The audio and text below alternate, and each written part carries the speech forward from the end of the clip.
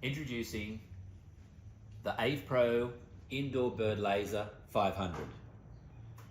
This is a commercial, heavy duty, but compact laser. Ease of operation, I get 10 seconds of a treatment area square. That creates the parameters for our treatment area, so we ensure that we are directing the laser to an area where the birds are and where humans are not.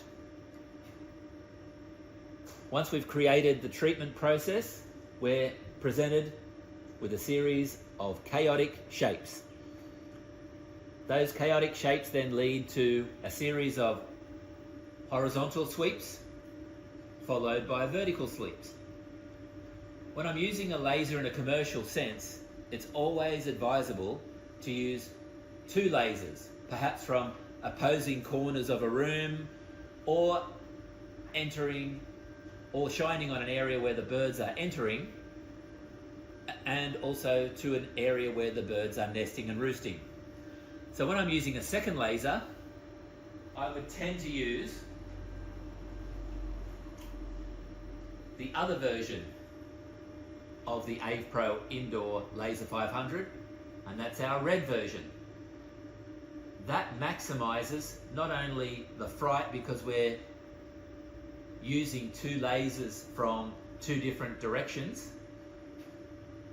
but then we're using the two most common types of lasers to maximize the fright of the bird species in an indoor environment.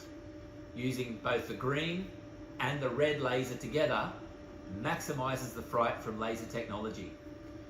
Now these two shapes, coming from different angles, will generally be shining towards each other from opposing corners in a warehouse or a loading dock or an indoor application.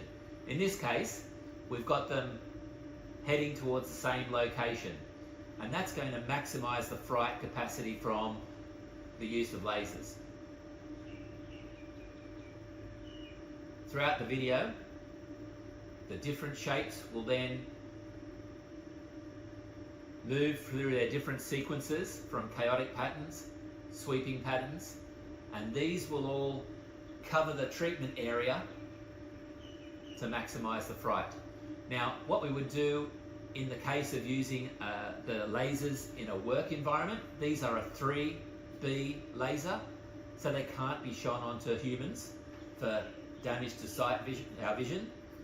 We've got a QR code to demonstrate or take you to the safety processes of using commercial lasers such as this.